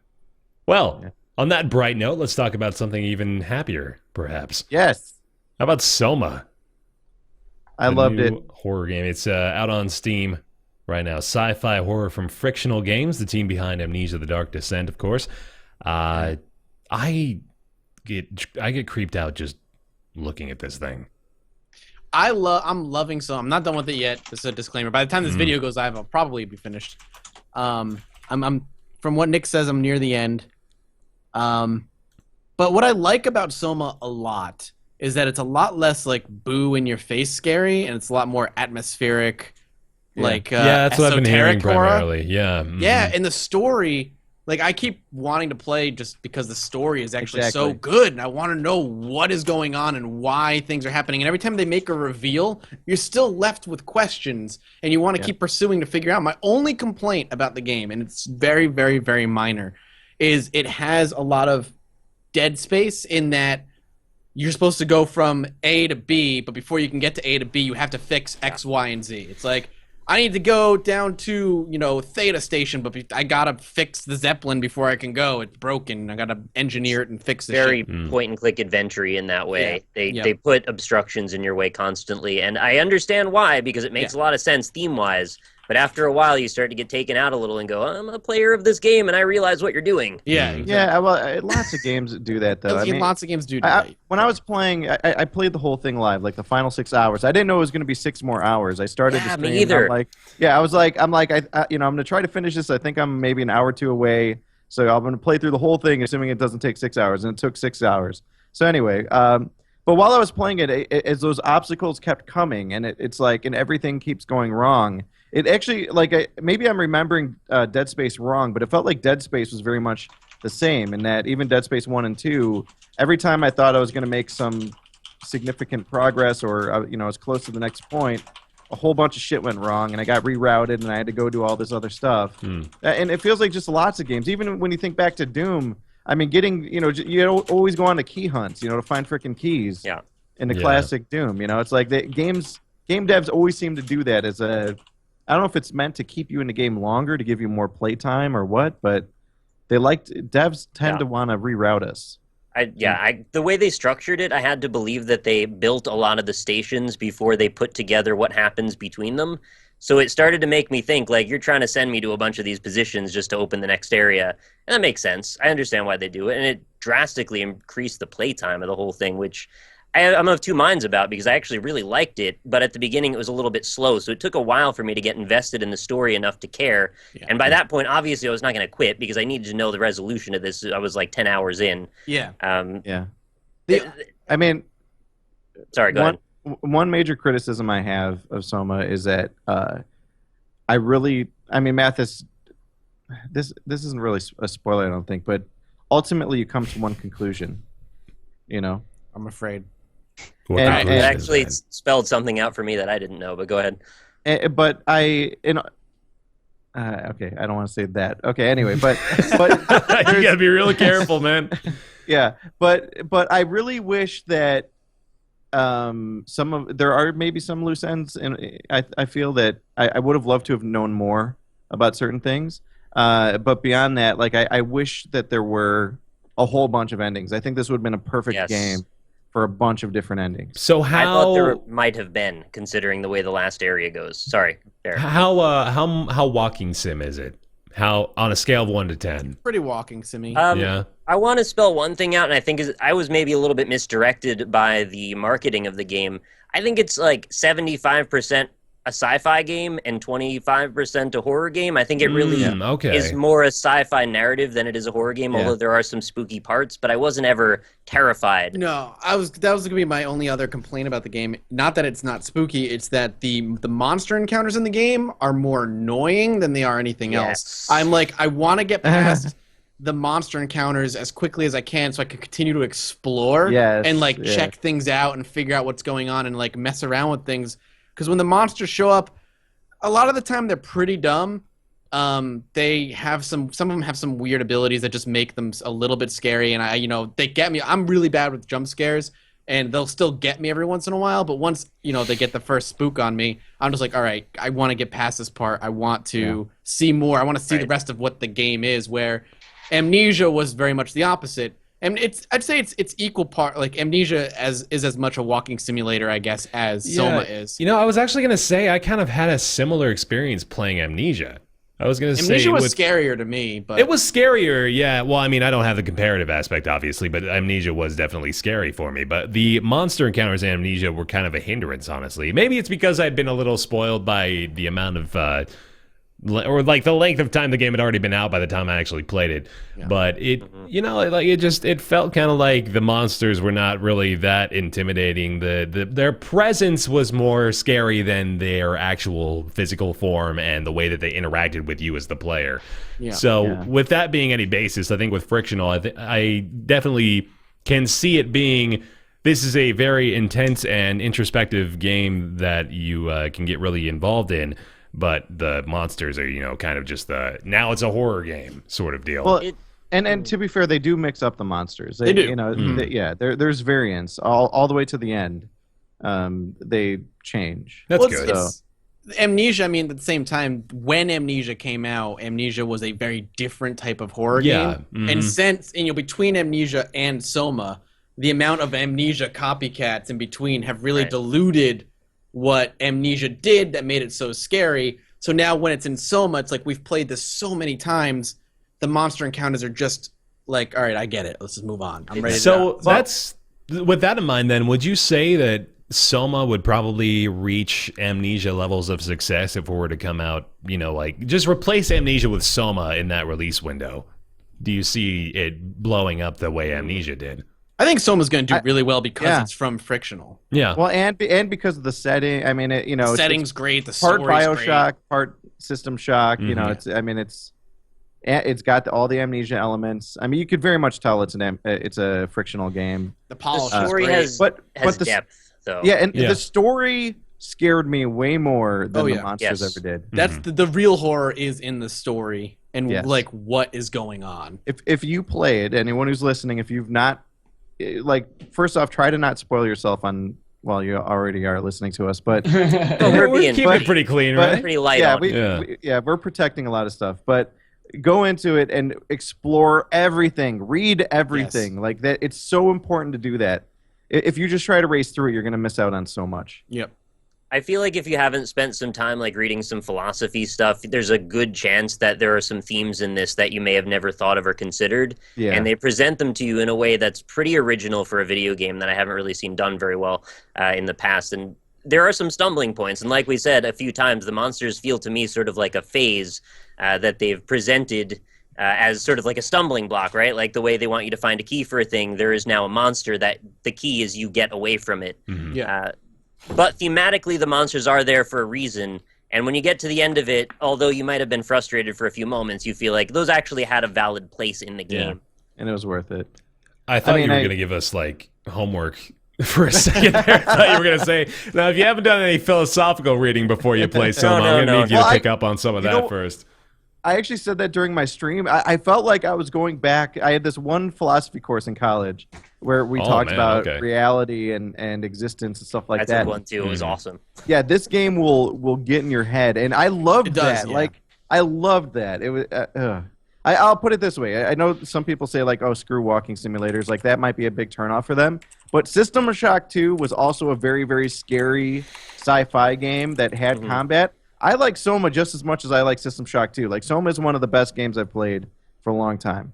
Despite, there's not really direct combat. You're not shooting guns. Yeah. Whatever else. But I like that. It's an awesome I like looking at walking simulators as sort of a platform for excellent writing to shine through. Yes, because it does rely on that really heavily.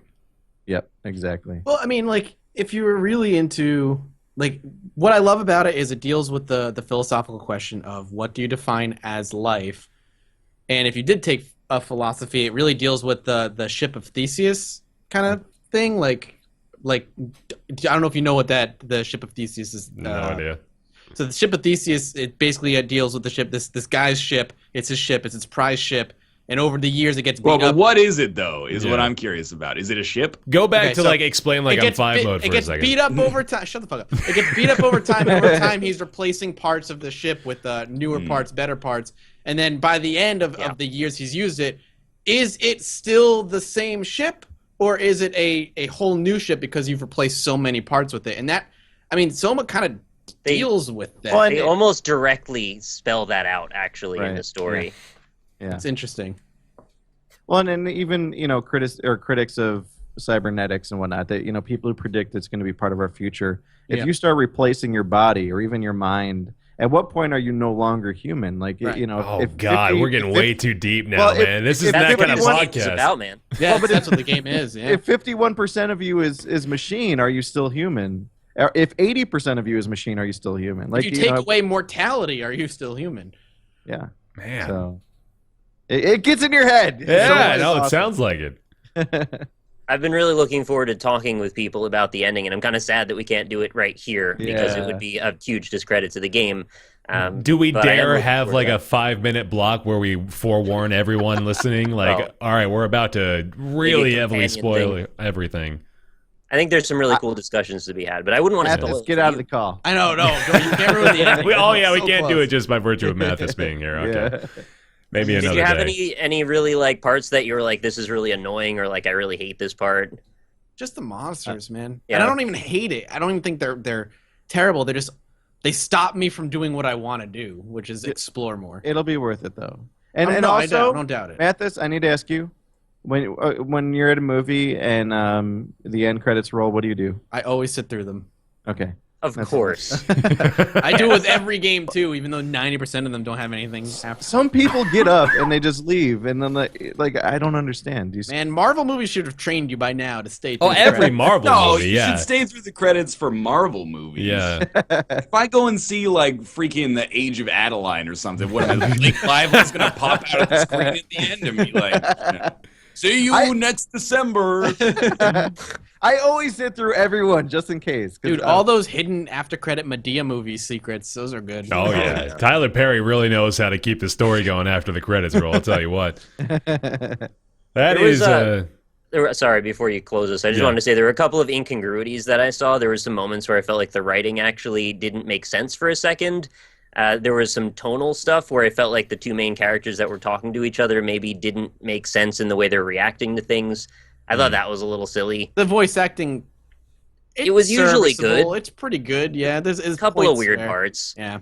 Does it give more credibility to the voice actors union strike? Is that the most important aspect? No.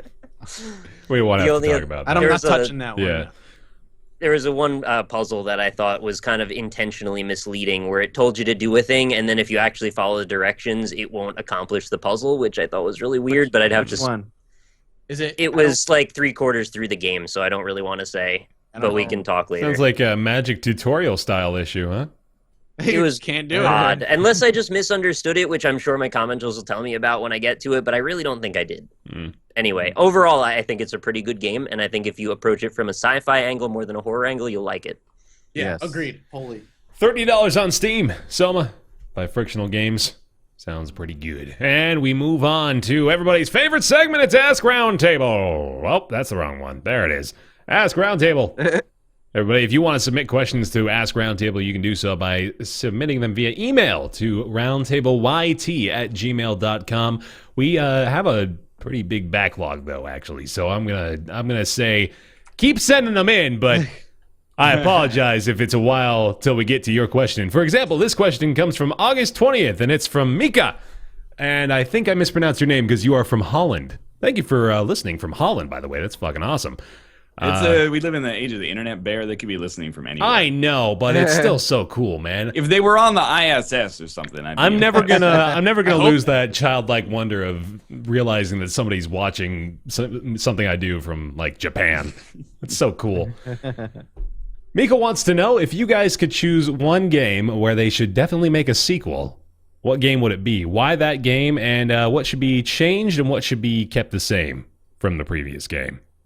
So I've given these guys a heads up on this question because I wanted them to have some time to think about it, and I think they've had that time now. I'm going to start with Nick. All right. I've actually mentioned this in another episode, I think, but I would actually really love to see a complete remake and overhaul of Shadow of the Colossus. Oh, no! Is that yours? That's mine. Oh, sorry, all right. we didn't talk about them prior. I'll think about mine. Okay, The Last Guardian is gonna be the sequel. No, it's not. No. Nick, you take this train and roll with it, dude, because I want this too. I definitely want this. I got a lot of heat because I thought that Shadow of the Colossus was not the best game that I think it could have been. I had some issues with the controls and the camera. And in general, I think it was fantastic for what they did at the time, but I think that the game could be so much more if they lifted some of the technical constraints and maybe filled in some of the back catalog of all the Colossi that should have been available had they not run out of time and or budget, because I believe they were scheduled to have 30 and it ended up at, 22 or 18 or something like that? There were 16 total at the 16, end, yeah. All right. So, like, doubling the content in the game would be awesome. And the exposition moments were very few and far between, and I think there were some good elements there that they could have run with if they wanted to expand the game in general. Not to mention and I know they wanted a stark atmosphere, but if there were a couple of little things to run into, if you truly explored the world, would have been great. I know there's lizards, I know there's totem pole things to climb up. Just a little bit more. It was so close. I'm sure I can. But it had so much great potential, and it just didn't quite make it there for me. I just want to see it be the thing that I think it could be in my head. You know what? I'm hopping on board with you because there's nothing I want more than this, actually, if we're talking about this particular question. I actually totally empathize with everything you're saying, by the way. As a guy who has repeatedly said that Shadow of the Colossus is my #1 favorite game of all time, the controls are not that great. They're really not. They could use some work. And like you said, they had a huge vision for the game off the onset of development. They had something. I mean, you can look at the wiki pages for Shadow of the Colossus. They have concept art and quotes from developers who were saying, yeah, we had all these amazing ideas. We had these incredibly vivid, detailed concepts of Colossi that just didn't make the cut at the end of the day. And I would just love to see a next gen, just fully fleshed out, tons of different Colossi to fight. I'd love to see something like twice the size of the previous game, if not bigger, because we can do that now easily. Yeah. I don't know if people are just afraid to touch it again because it's so iconic, but it would just be so good to see something like that again. I also have to qualify. I played it on PS3. I know this comes up a lot when I say that the controls weren't great. Apparently, the PS3 remaster was not as good for some reason. Yeah, I mean, it's really not that big of a deal. On the PS2, it wasn't that great either. Well, if I didn't qualify, someone would probably call me out. So I just wanted to say it. No, it needed some work on both sides. That's ours, I guess. Ohmwrecker, how about you? What do you think? Yes. Well, I think I'm going to have to go with System Shock 2. I know that technically that was a sequel, and I was mulling around Generals, CNC Generals, Alpha Centauri, Civilization Revolution. There's a bunch of games I'd love to see a sequel for, but System Shock 2, especially after having played Soma. I was going to say that probably gave you the itch, didn't it? Well, and here's the other thing, too, right? Like, System Shock 1 was a much different game than what System Shock 2 was. Like, System Shock 2 added way more when it comes to story. And has anyone in here played through System Shock 2? I'm just curious. I have, but it's been years, so I don't remember hardly anything about it. Mm-hmm. I mean, you had initially a male AI that was talking to you, and as you progressed, things started to get corrupt with the AI. You eventually met Shodan. Also, you come to find out that there was an organic problem that was happening. You know, again, Soma, there was a lot of similarities there, but it was an amazing game, like amazing story. It had the combat. It wasn't just a walking simulator. It had all these, other elements you could hack. You had like psi weapons. RPGs, you could use skill trees and such. Yeah, and inventory management. Like, it was an amazing game, and it's blown my mind actually consistently because BioShock, right, when that was kind of getting hyped and all that, it released. It got great reviews. And even back then, I was thinking, like, okay, now somebody's got to make a new System Shock. Like, look, BioShock, like, people still want these games. But nothing happened. BioShock 2 came out, BioShock Infinity. Now we've got Soma. Whoever owns the rights to System Shock 2 needs to do something with it because it's such an awesome franchise. Like, seriously. And for, changing or keeping things the same, it's hard to say. Like, I don't think it needs multiplayer or anything. I almost feel like as a game, it was fantastic as is. Obviously, update the visuals, get some better sound effects, whatnot, some orchestral music or whatever else. But for the most part, like, they could carry on that story. I remember beating it and feeling like they could absolutely do more with it because of the way it ended. It was left open, I think, for a sequel. And that's why I'd go with. Nice. I mean, anything's possible. They went and did XCOM. Look how popular that is now. Yeah, so. Exactly. Same era. Yeah. All right, exactly. Ryan, what do you want? Splinter Cell Blacklist. Yes.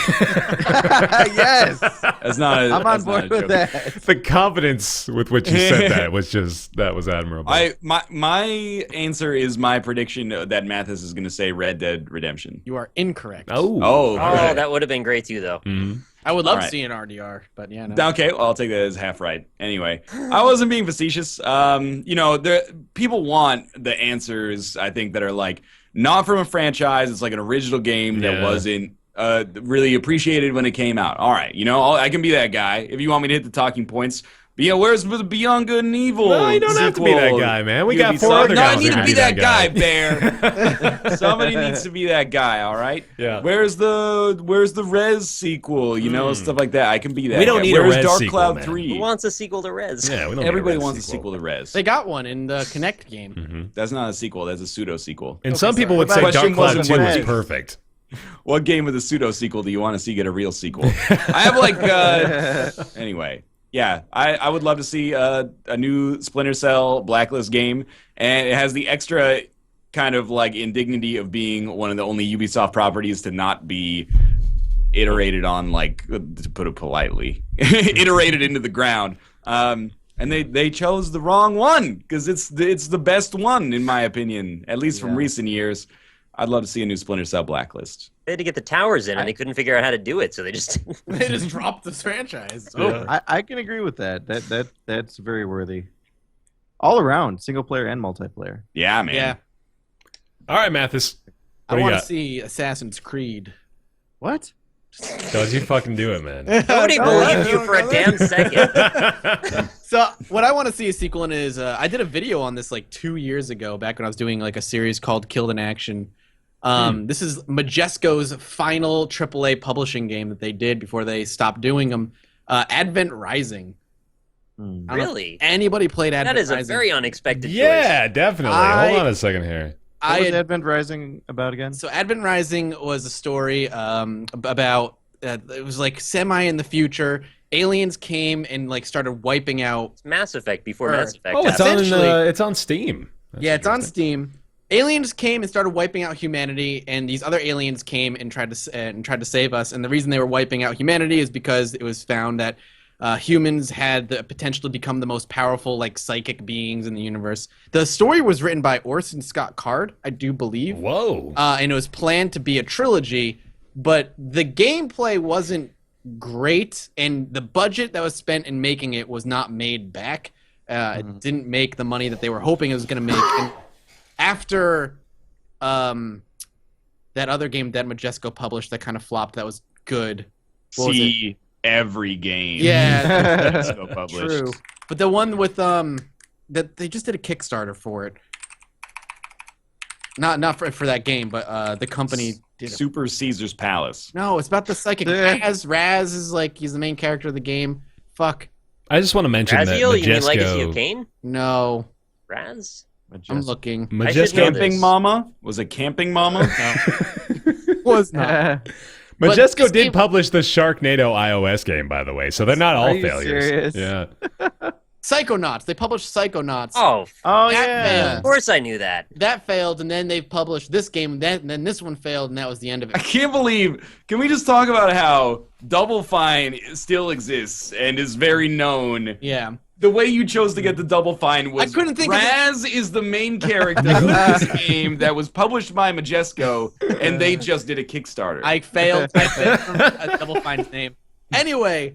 It's like when you have a beacon on a map in a video game, but you haven't found the map yet, so you're just like walking into the ether. You're like, that's the right destination. Yeah, but I was going there. It's a weird way. But I loved Advent Rising. I loved the story. It had 2 different endings. It was one of those games that was be like, depending on the ending you have, like the second game. It was a planned trilogy. And it was one of the very first games where the mechanic of the more you do something, the better your character gets at it. Like that leveling system of if you use a lot of guns, you're gonna become more accurate. If you use a lot of this particular psychic ability, it gets higher and better in levels. And I really liked that a lot. And I never got to see. They left off on a huge cliffhanger, and I never got to see a sequel. And I would have loved to see it. Yeah. Wasn't there a big gimmick around their multiplayer mode? I remember some like sticker on the box that I kept shelving at GameStop. Oh, you're right. No, it wasn't. Like, that's the only thing that I remembered it by. There wasn't a multiplayer mode. There was a $1 million. That was this game. Yeah. Yeah. Wait, I remember this. What? Yeah. It was like some weird $1 million. All I remember was a ton of money, and I was like, nobody's buying this game. Advent Rising cancels $1 million contest. Yeah, they had to cancel it. That's what? Right. They didn't make $1 million to give. The Rising game was the race to save mankind, which would give one talented Xbox Live player $1 million. Unfortunately, news came out today. This is an article from 2005. News came out today that Majesco is canceling the contest due to no technically feasible solution that would allow the contest to continue in a fair and secure manner. Wait, was it the first person to get to something? It must have been, yeah. Okay, sounds like somebody hacked it. Well, yeah, like leaks and also press copies like could have totally screwed that over, or even corrupt employees at game stores or whatever else like that. There's no way to do that, right? For those who did try, you're basically right. For those who did try the contest and want something for their efforts, Majesco is offering a choice of 2 free games for those that send in their game's UPC and a copy of the user's Xbox Live gamer tag. I mean, they tried. Yeah. Pretty good compensatory choices, though. You get Blood Rain 2, Guilty Gear X2 Reload, Psychonauts, Phantom Dust. Those are good. Yeah. Those are good. Yep. That's my game. At All right. memorizing. Good stuff. That is it for Ask Roundtable. Thank you, Mika, for your question. And again, if you want to send in your questions, that is roundtableyt@gmail.com. And now, time for everybody's favorite segment. It's Nick's Weird Games. Woo! What's our music theme? What is our music thing? How about some EDM. Oh, you can go EDM on him So now. we're going to TwitchCon. Oh, so Ohmwrecker, if you're not familiar, we do the Nick's Weird Games segment every show. What this is Nick is going to go find a weird game from his collection. He's going to give us some hints about it based on the back of the box, the publisher, the year it was released, all that kind of stuff, and we're going to try to guess what it is. But every time we do it, we have a new Nick's Weird Game theme song performed by the one and only Ryan Northernlion of the Torno. So, I never really agreed to this, by the way. It just sort of became an expected thing. It's like I got a job just by showing up every day, and they're like, all right. if you've got the audacity to sing at this job that you're showing up for, then man, you've got the sky on your mind. Let's go with U2. Is U2? I thought we were doing EDM. Do you want to do EDM? I can let you. Not really. I don't want to do any of it, to be honest with you. You guys work it out. I'll be over here. If you could do one impression of a singer-songwriter, what would it be? Probably be like, I guess it would be U2. Now you got me. All right, do The it. floor is All right, yours. it'd be like, early morning, September 29th, Nick gets up to his weird game shelf. Oh, okay. What game here will he bring from the PS2 era from Japan? It is Nick's Weird Games. One more of a Nick's Weird Game. It's a Nick's Weird Game. Published by a company that is now defunct. Okay. Very frequently true. Good. Oh, that was great. Well done. All right, Enjoyed that quite a bit. here we go. All right. I've got a weird game for you today, and it Yeah. is not a PS2 game, and it is also not published by Atlas. So, Fun. yeah, seeing as you guys have been having a lot of trouble with them, we're opening it up to a slightly less niche game. So I think you'll maybe... Time Machine sponsorship ran out. All right. I have a feeling probably very quickly one of you will get this one, but good luck. Today's game is an Xbox original game. Okay. And it's that game where you roll around on balls and try to knock each other out of the arena.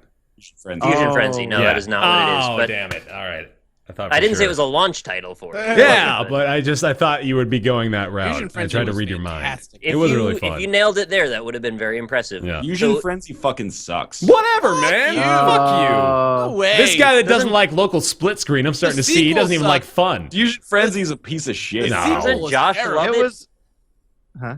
Josh or Mike? Oh yeah, I bet he only doesn't like it because Josh loves it. Come on, Yeah, I let's think go. that's GameSpot gave it a 6.7 out of 10. Fuck GameSpot. You can't spell ignorant without GameSpot. That's true. They use the same letters. All right, ready? This was developed by Microsoft Game Studios, released in Japan in 2004, North America 2005, classified as action strategy. It had both single and multiplayer. Now I'm going to read a bit from the back of the box. Phantom Okay. It's that dragon game. Is Fuck. it Halo Wars? Oh, Got it. What was Panzer it? Dragoon. Phantom it's Dust. Phantom That's Dust. it. I didn't have to Phantom read a Dust. single thing from the box. Phantom We just Dust. read What about the Majesco, man. I know, and I picked the game before we started. Oh so my you God! Wow! Put it together. Look at that. We did it. There we I never go. even heard of Phantom Dust. Hey. They were supposed to be didn't they recently announce Okay, a sequel well- and they just canned it recently? So that was the part that I said to Bear before we started recording that Yeah. I learned something. At E3 2014, a Phantom Dust remake was announced for Xbox One. In 2015, the development studio working on the game shut down. Microsoft Whoa. indicated development may proceed with a different team, and that's as far as that story has gotten. AKA, we will never see Phantom Dust. Yeah. Did you guys see sequel. the fucking cover for this game? Phantom The Dust. game was actually pretty good. I This played is it like a a lot. blast from the past right here. Yeah. Look at that. If you saw that in a game store. Oh my God! You can't even It's read like- the name of the game on there. Imagine Magic the Gathering, but like an action game where Yeah. you're running around an arena Yeah. casting spells at each other. It's That- badass. That's how I feel a lot of my earliest thumbnails looked on YouTube. Yeah, I can see that. That's really I good. can relate. Instead of live enabled, it's like YouTube enabled. Yeah. Oh, Like man. anything else on Xbox, and then it says Ohm at the bottom. Oh, no, it's OXM. God. God. All right, we got a point. Hey, You got a point. It's been like 10 weeks since Well you done. I'm the only one who's guessed any of these games. Hey, man, It's true. we were all on the same team with Phantom Dust. I think we I were gonna believe get you that would have one. all gotten it eventually if I kept going. Mention- That was the point. As soon as you mentioned cards, I'm sure. You get Fusion Frenzy on this one of these days, man. I don't Just know. play Fusion Fusion Frenzy. Jump on it. Frenzy. Yeah, let's just play Fusion Frenzy on the next Roundtable stream. That'll be good. I don't want to talk about. I'm Fusion pretty salty, you guys. Why don't you like Fusion Frenzy? Sorry, Brian. We Edward can play Snowden. Blood Bowl if you want. Edward Snowden joined Twitter. Yeah. He already has What? more followers than me. Wow. Not only does he have Twitter, I opened up one of his tweets, and the first reply I saw was "Daddy." No way. Yep. That is What? actually really good. It's That's funny. a very odd parallel. Also, Kappa Guy follows me on Twitter now. Oh, snap. What? Damn, Wow. you're famous, dude. How did you make that happen, I Mathas? followed him, and he followed me back. Oh, is he just giving out follow for follows now? What? All right, hold on. Sorry. What's his We're all handle? I gotta following get to follow Kappa now. Game. Yeah, I'm gonna follow him Uh-oh. from the Roundtable account. Is How it do you gray find him? face, no I space? got you. Hang on a second. What is he? I'm not gonna follow him because Kappa. I don't. He's in person. I don't think his existence There is you a go. joke. Kappa, Kappa, Kappa. All right, that is Nick's Weird Games. We finally managed to point that time. That was You great. win. Oh my god! And that is gonna do it for this episode of the Roundtable Podcast. Thank you very much, Ohmwrecker, for joining us. That was a fun time, man. Yeah, thanks for having me. Go Had a check great time. out all of Ohmwrecker's videos over on youtube.com/maskgamer. A lot of fun multiplayer content over there. You can also check us out on iTunes. You can rate the show 5 stars. You can download it from there, as well as SoundCloud. And you can subscribe to the subreddit. It is a Roundtable Podcast subreddit. RoundtablePodcast.reddit.com, and there is the @RoundtablePC Twitter account. We were live with the patrons last week. I was not there because I suck, but the next stream should be on the 6th of October. And following that, actually, look out for some changes, more than likely coming to the stream as well as just the podcast in general. We'll have Nick will be going away for a little leave of absence for a couple of weeks. So I think you'll actually only miss one podcast, right? Yeah, it's just one. Okay. We're canceling the podcast. Yeah, just due to the inconvenience of Nick being gone for one episode, we decided, yeah, you know what, fuck it. Let's just No Nick's just Weird stop. Games, no podcast. pretty much. Yeah, and that should just about do it. Also, want to thank our patrons for this episode. You can go to patreon.com/roundtable. If you're considering supporting the podcast in any way, shape, or form, we, of course, still have that goal up there for $2,500 a month for the weekly transformation. Still available. Oh, God, this totally changed. Uh-oh. Stall while I find out how to find the patron list again. Somebody say something. Hurry. Something. Who wants to play Phantom Dust? It doesn't do. work anymore. I would probably say. It yes. says Xbox Live enabled. Yeah, they took down original Xbox stuff though. Son of a bitch. If they put it on Steam, I would totally play it with you. I They would took away my play. damn dashboard. Why do you guys always Why try would to they live do in the that? past? They took Or away not. your dashboard? Yeah. They got rid of everything I used. Oh my God. Okay, here we go. We got it. All right. Thank you very much to our patrons for this episode. It is Max Pill and Positron, Alexander Spillman, Grizzlies Review, Christopher Flagg, Jonathan Graham, Julian Avelsgaard, Kevin Birkland, Caspian Crawdad, Matt, David Bradley, Air Force Balls, General Crunk, Jeff Rush, Casey Zur, Kevin Ran Out of Ideas Walker, Ignacio0891, Brizzlebrip, Justin, Logan Ray, Smurfette, Matthew Monahan, Jamie's Heineman, Johannes Golden, and Alice Rathbone. I only hesitated because there was an apostrophe in that name. But anyway, thank you so much to all of our patrons as well as to you for listening/watching to the Roundtable Podcast. Thank you very much, and we'll see you next time. Bye, everybody. Bye, everybody. Yeah.